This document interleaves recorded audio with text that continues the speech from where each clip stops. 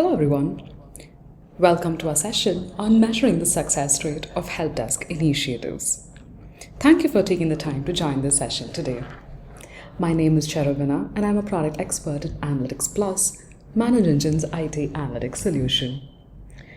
Before we get started with our session today, let's get some quick housekeeping facts out of the way. Over the course of this session, if you have any questions or concerns, you can feel free to type them in using the chat or the Q&A icons found in your screen. I'll do my best to address your questions towards the end of this webinar. But in the event that we run short on time, I'll respond to your questions later via email. You can also, of course, choose to email your questions to me directly using the email address that's on your screen right now. So, over the course of today's session, we will be covering a step-by-step strategy that will help IT leaders substantiate the success rates of help desk initiatives to streamline the efficiency of help desk strategies. In the fast-paced world of help desk operations, continuous improvement isn't just a buzzword, it's a strategic necessity. As operations strive to enhance their end-user experiences, help desk managers and chief information officers champion the introduction of innovative initiatives. These endeavors are aimed at smoother workflows, optimized solutions, and increased user satisfaction. However, the true test lies in the ability to gauge the success of these initiatives. Enter the vital concept of measuring effectiveness. A robust feedback loop is the cornerstone to organizational growth, serving as the compass guiding future enhancements. Without a structured methodology for assessing the impact of introduced initiatives, organizations remain in uncertainty, unable to ascertain the benefits of these initiatives. In this session, I'm going to cover how you can accurately measure the success rate of such initiatives. I'll be using some real-life examples and talking about how you can go about the methodology to measure their success. Let's get started. Measuring the success rate of chatbots. Chatbots are pretty useful for handling simple questions, and companies introduce them to help out the support team and deal with basic questions so that they don't overload the technicians with basic how-to queries. But the big question here is, how well do these chatbots really work? While a smartly trained chatbot can definitely take some load off your technician's shoulders, getting it to handle around 30% of the requests all by itself is quite a tough nut to crack. On paper, there are many good reasons to consider chatbots as the first line of defense for support, but reality might paint a slightly different picture. Sometimes, if a chatbot gives unhelpful responses, it might end up frustrating users instead of helping them out. Companies can't just kick back and relax after setting up a chatbot. They need to keep a close eye on how well it's actually doing. To measure the effectiveness of any help desk initiative, look for the extent to which it solves the primary problem statement the initiative is trying to solve. Now, in the case of chatbots here, the primary problem it aims to solve is reducing technician workload. The first sign or measure of success, then, would be the ratio of chat sessions that are resolved without human intervention. A simple calculation that divides the number of chat sessions that don't get handed off to technicians by the total number of sessions gives you this insight. And this report helps you accomplish just that. This analysis was built using Analytics Plus, Manage Engine's IT analytics solution, using data from your help desk software. Now, Analytics Plus integrates out of the box with a variety of applications such as Service Desk Plus, Zendesk, Jira software, and so much more, which allows you to gain pre-built reports and dashboards within minutes. Now, this visualization here tracks the number of chat sessions across each month in your help desk system over the last 12 months. And it computes the corresponding number of sessions which were resolved by your chatbot. Now you can also see here that there is a trend line which indicates and helps you uncover the underlying trend in the data points displayed in this visualization. Now it is quite common for this ratio to be quite low in the initial state of chatbot implementation, because chatbots require some tuning before they can learn and provide appropriate answers. However, you should observe this ratio increasing over a period of, say, 1 month from the implementation to call your initiative a success. A mature chatbot should be able to resolve at least 30 to 40% of the questions on its own over a period of time.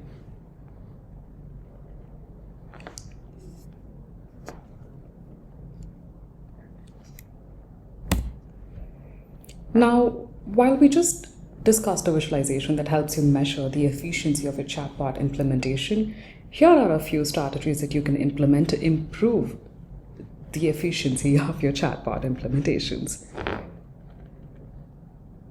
By studying the keywords used by your end users, you can fine-tune your chatbot to look for those specific keywords. Closely analyze chatbot conversations that ended up requiring human intervention. Now, this helps you identify questions for which the chatbot might require additional training or inputs. And of course, you can implement feedback mechanisms such as was this response useful for end users to vote on at the end of every interaction, so that you can directly gauge the experience of your end users quickly.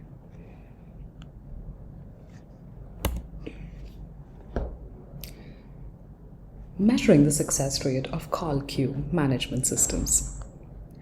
A call queue management system, or an IVR, is an essential component of any help desk system to handle a barrage of end-user phone calls to the help desk, especially when the organization grows past a certain size. These call queue management systems are aimed at directing end-user calls to the right people or department in order to help them get a speedy resolution and have a seamless experience. However, in an effort to make things as seamless as possible, organizations often fall into the trap of adding way too many options in the IVR and make it very difficult for your end users to navigate, thus making it harder to reach a human at the end of the line. This understandably creates frustration and results in a bad experience for the end user right from the initial touchpoint. And there are a few key parameters that you can measure that are direct indicators of your employee experience within the IVR. And this will require you to connect your call management system with Analytics Plus in a few steps. Now, while Analytics Plus offers out-of-the-box integrations with an extensive range of IT applications, and I'll get into this bit a little bit later in our session, but you can also connect to any other IT application of your choice through APIs. Now, simply use the required IT apps API documentation. Now, let's say you work with 8x8 and head into 8x8's API documentation to construct an API that extracts the desired data from the application. Now, in the interest of time, I'm not going in depth into this now. The output from this API can be imported into Analytics Plus and leveraged to create detailed and insightful visualizations on critical KPIs. For instance, this is just a sample queue management dashboard that was built in the manner that I just described. And this provides insights into important KPIs that are essential in improving the overall experience of your end users with your help desk, such as the volume of incoming calls, the number of calls handled per hour, and your overall satisfaction ratings, and so on.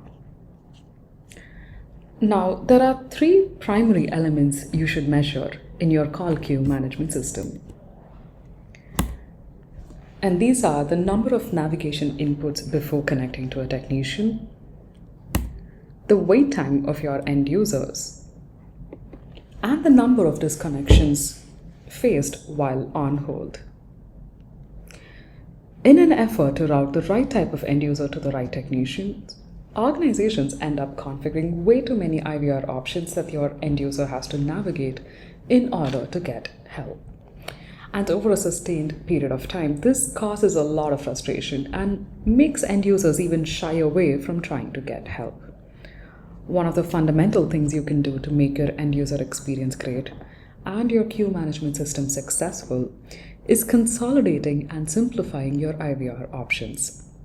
A good guideline while designing your IVR options is to keep the number of hops to 3 before an end user can reach your technician.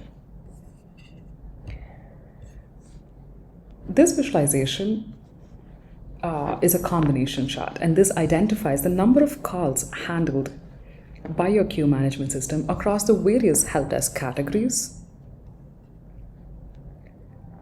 and the corresponding number of hops that your end users have to take before they reach your technicians. It also computes the average satisfaction rating across each help desk category. And this helps you understand the impact of a higher number of hops on your end user's experience. Additionally, another element to be considered is when you don't have a good technician to employee ratio, that is, enough technicians to handle the requests from your end users, then your end users are going to end up on hold for too long before they can reach a person who can help. Now, though this is not a direct consequence of implementing a queue management system, the technician to employee ratio is something to keep in mind to avoid lengthy wait periods. The industry best practice is to maintain a 1:70 ratio, meaning 1 technician per 70 employees, to ensure a good satisfaction rating.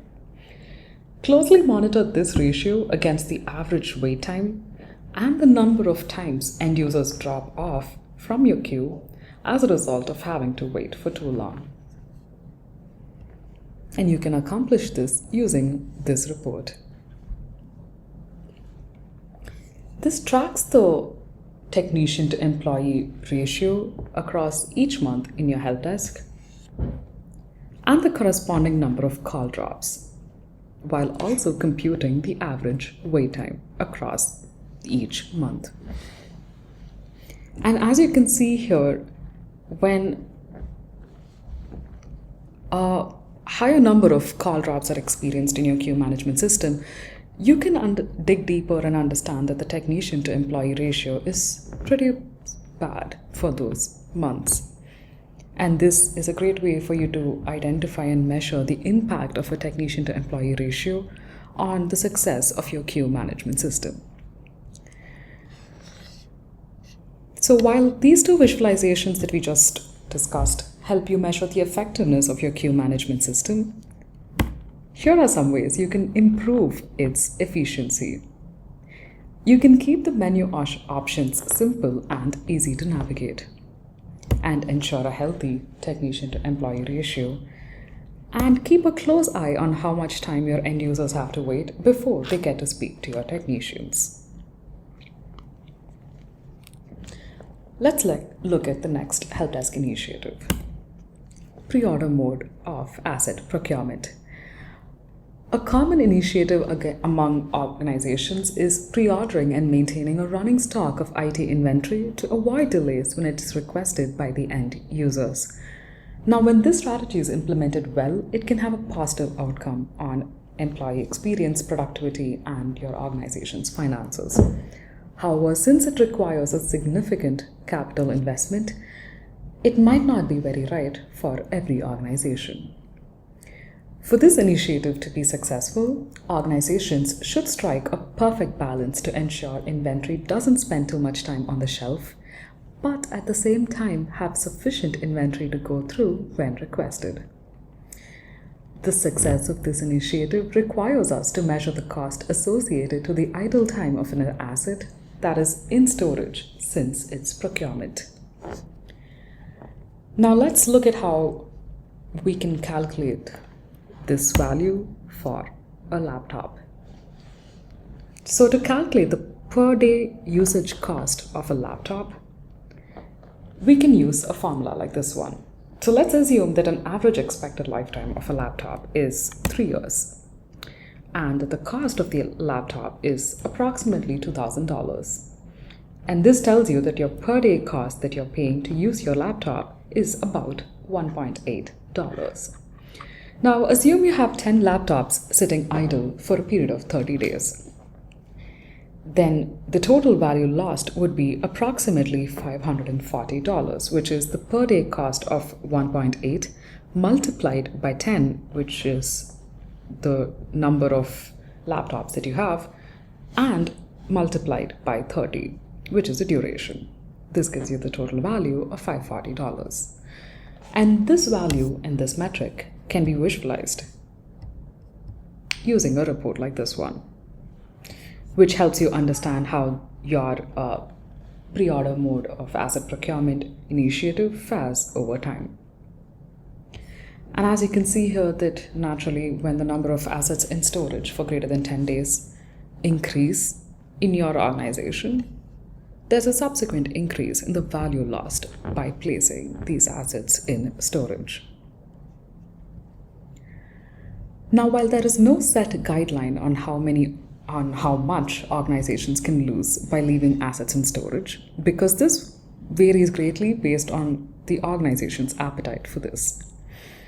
In order to see if this mode of procurement is working for you, you have to see if the money lost as a result of non-usage is within limits that is acceptable to you.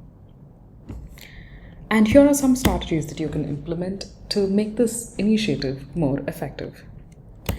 Strike up shorter delivery agreements with your vendors so that you don't have to wait too long should you need inventory on demand. And now this will also ease the balancing act one has to do to avoid letting assets spend too much time in storage. Factor in pre-ordering into your IT budget to allow a spending buffer for when inventory ends up in storage for too long. And this will also help you prevent a cash crunch for other critical issues.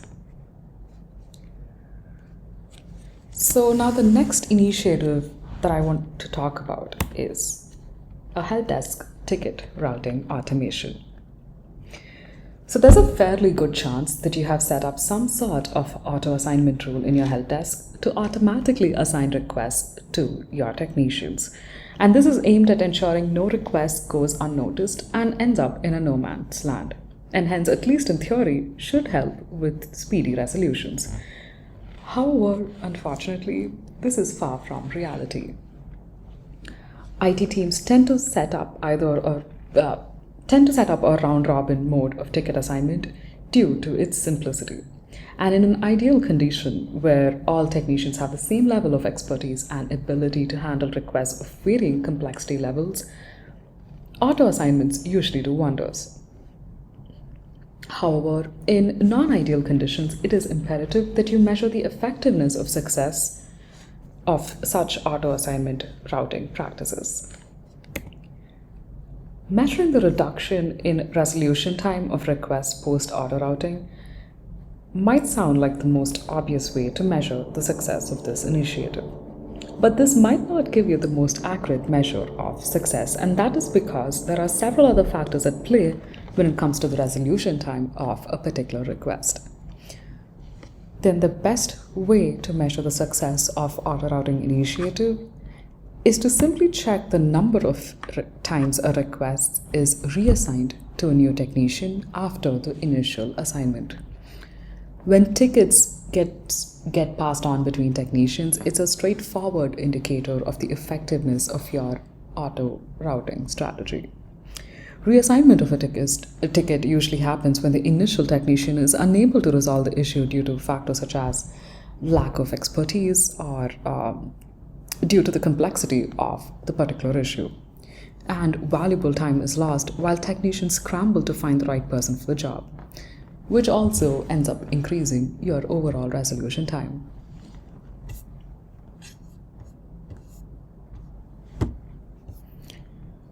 This report helps you track the success rate of your auto assignment system by tracking the average reassignments per request in your help desk on a monthly basis.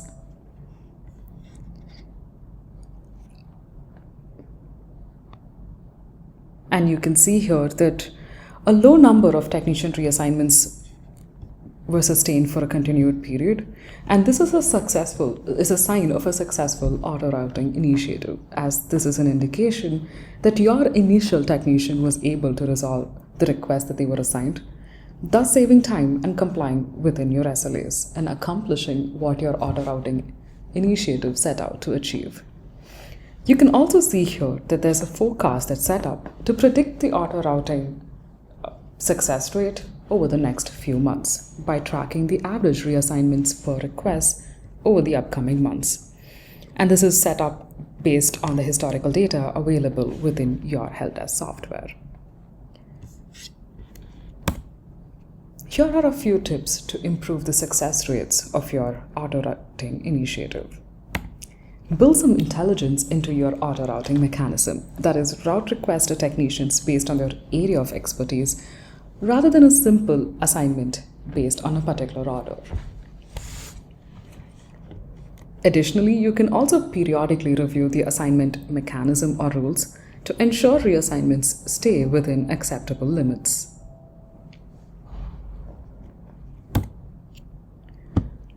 Staffing up L1 technicians to improve turnaround time.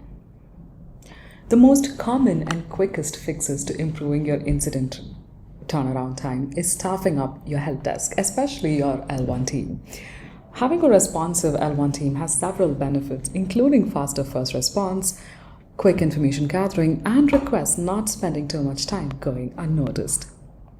Now, because the primary reason behind hiring more L1 technicians is to reduce the volume of requests going to your other levels, naturally the key metric to track to check the volume of to check the efficiency of this initiative is to check the volume of requests that cross over to your other levels. However, it is vital to remember here that the goal is not to prevent any requests from crossing over to the other levels, rather it's reducing the load on your other levels by reducing the percentage of crossover. The percentage reduction in crossover to other levels that you can expect to reduce largely depends on the number of technicians you hire in your L1 level. However, any sign in reduction of crossover from L1 to the other levels is a sign that your initiative has been successful. And this visualization helps you track just that.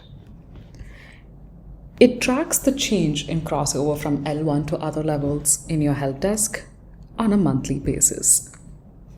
And it highlights the point where clearly new L1 technicians were introduced into the help desk, which is illustrated by a significant drop in the percentage crossover in your help desk levels. Now, you should expect to see a minor reduction starting from at least 15 to 30 days from when your L1 support staff were increased. Now, and here's a quick tip to increase the success rate of staffing up L1 technicians. Before implementing this strategy, you should ensure to check if there is a sufficient volume of requests in the help desk that are simple enough for an L1 technician to handle. This initiative might fall flat in IT teams where the majority of requests that come in require expert analysis. However, it's a good practice to also keep in mind that staffing L1 technicians is simply aimed at reducing the load on higher levels and ensuring speedy resolution of requests that are easy fixes, and not to stop requests from being handled by expert technicians. While introducing initiatives in the help desk processes to make things more efficient is important, it is also important to measure the success rates of initiatives to truly understand how successful they are. Certain ideas may make a lot of sense in theory, but may not always work out in the real world. Using metrics to track your success rate can help you make tweaks to your ideas to ensure they have the most positive impact on end-user satisfaction and experience. Analytics Plus gives you a way of quantifying experiences and outcomes with its platform capabilities, which allows you to fetch data from any source, run advanced analytics on top of it, and generate meaningful insights that are useful for course correction. Let me quickly summarize everything we discussed over the course of this session today. Measuring the success rate of chatbot implementations.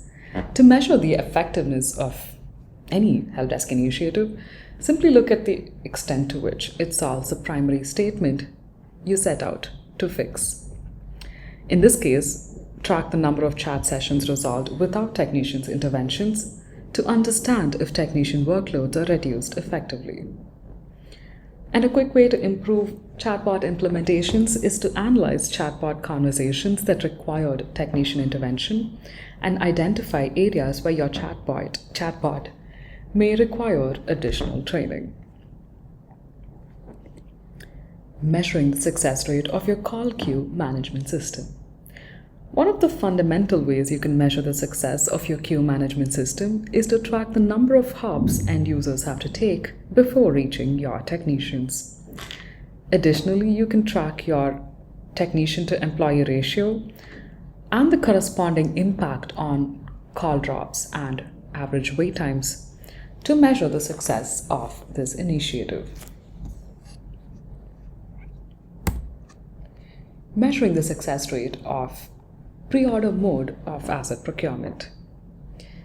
You can easily measure the effectiveness of this asset procurement strategy by tracking the costs associated with the idle time of an asset that is in storage since it was procured.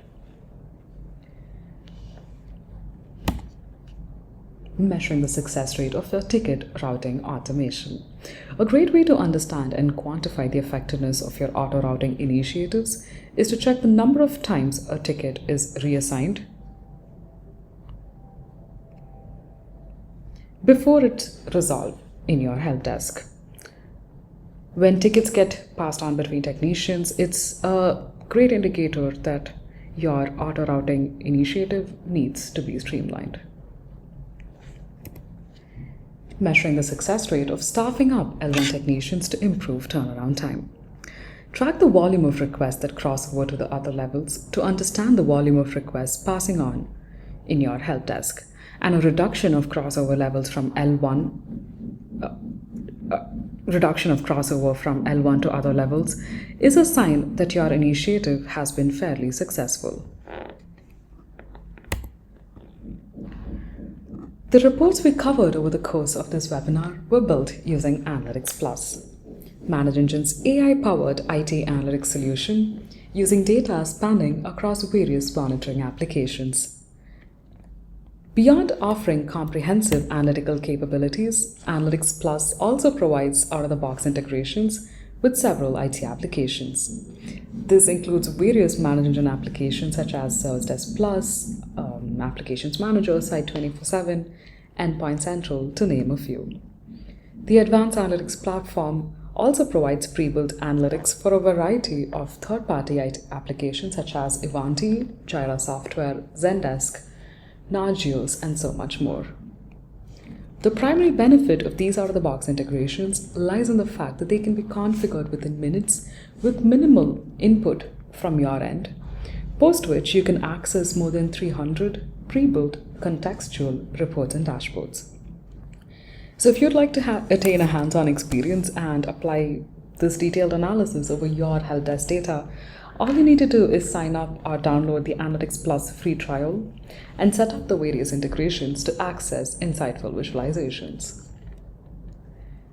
Beyond offering out-of-the-box insights for major IT applications, Analytics Plus continually strives to facilitate self-service on every level of its platform. A key player that facilitates this is our AI-driven analytics assistant, Zia. If you're just getting started with analytics and find most BI tools to be daunting, well, Zia can be your new best friend. All you have to do is strike up a conversation with Zia, either via text or voice, and Zia will automatically generate the insights required to further your analytics journey. Now, while this feature removes the task of having to build a report yourself, understanding and breaking down the information displayed in a visualization can still take up a lot of time. But with Zia Insights, you can attain narrative, detailed interpretation of your analysis at the mere click of a button. And this proves beneficial, especially in cases where immediate action is crucial to put out the fires in your organization. You can also leverage Zia's conversational prowess to dig deeper into your data and perform root cause analysis.